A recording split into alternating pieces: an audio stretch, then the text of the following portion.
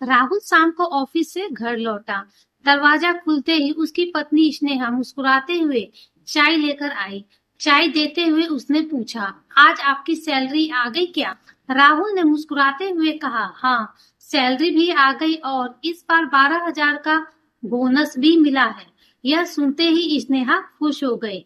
वाह, फिर तो इस रविवार शॉपिंग पर चलते हैं। मैं कब से सोच रही थी कुछ नए कपड़े खरीदूं। राहुल ने प्यार से कहा, जरूर चलेंगे, लेकिन मेरी एक छोटी सी शर्त है। स्नेहा ने उत्सुकता से पूछा। राहुल बोला, बस इतना कि तुम हफ्ते में एक बार मेरी माँ को फोन करके बात कर लिया करो, उन्हें अच्छा लगेगा। स्नेहा ने बिना ज्यादा ध्यान दिए कहा, ठीक है, कर लूंगी। इतने में राहुल का फोन बजा। स्क्रीन पर माँ लिखा हुआ था। राहुल ने तुरंत फोन उठाया। प्रणाम माँ, कैसी हो? उधर से कमजोर और कांपती हुई आवाज आई। मैं ठीक हूँ बेटा, बस थोड़ी तबीयत खराब है। डॉक्टर ने कुछ दवाइयाँ लिखी है, अगर हो सके तो 2,000 रुपए भेज देना। स्नेहा जो पास ही बैठी थी धीरे से बोली, कह दीजिए अभी सैलरी नहीं आई है। राहुल ने एक पल के लिए उसकी ओर देखा और फिर फोन पर बोला, माँ आप चिंता मत कीजिए, कल सुबह ही पैसे आपके खाते में पहुंच जाएंगे। माँ ने राहत की सांस ली। और जब मैंने कहा था कि सैलरी नहीं आई है तो वही बोल देते।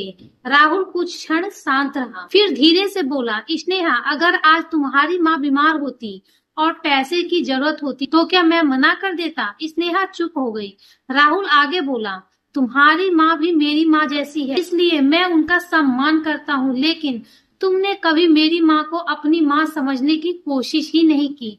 उन्हें पैसे की नहीं, अपनेपन की जरूरत है। उम्र के इस पड़ाव पर इंसान दवा से पहले अपनापन ढूंढता है। स्नेहा की आंखें नम हो गई। उसे याद आया कि शादी के बाद उसने कभी सास से खुल के बात तक नहीं की। उसे सिर्फ इतना लगता था कि वे राहुल की जिम्मेदारी है। उस रात स्नेहा को नींद नहीं आई। अगली सुबह उसने खुद राहुल की माँ को फोन लगाया। नमस्ते माँ जी, कैसी हैं आप? उधर से कुछ पल सन्नाटा रहा, फिर भावुक आवाज आई, मैं ठीक हूँ बेटी, आज अचानक मेरा हाल कैसे पूछ रही हो? स्नेहा की आंखों से आंसू बह रहे थे। माँ, मुझसे बहुत बड़ी गलती हो गई। मैंने आपको कभी अपनी माँ की तरह अपनाया ही नहीं, मुझे माफ कर दीजिए।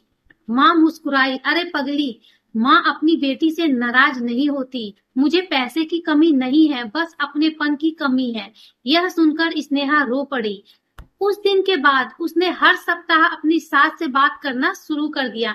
धीरे धीरे दोनों के बीच ऐसा रिश्ता बन गया कि अब वे सिर्फ सास बहू नहीं बल्कि माँ बेटी बन चुकी थी। और राहुल समझ गया कि परिवार की असली खुशी महंगे सामान या शॉपिंग में नहीं बल्कि रिश्तों में, प्यार में और सम्मान बनाए रखने में होती है। माता पिता को सिर्फ पैसे की जरूरत नहीं होती, उन्हें अपने बच्चों का समय, सम्मान और अपनापन भी चाहिए। जिस घर में बुजुर्गों का सम्मान होता है वह घर सुख और शांति में हमेशा बना रहता है। राधे राधे। यदि आपको ये कहानी अच्छी लगी हो तो कमेंट सेक्शन में जरूर बताएं और आप मेरे चैनल पर नए हैं तो मेरे चैनल को फॉलो करें। राधे राधे।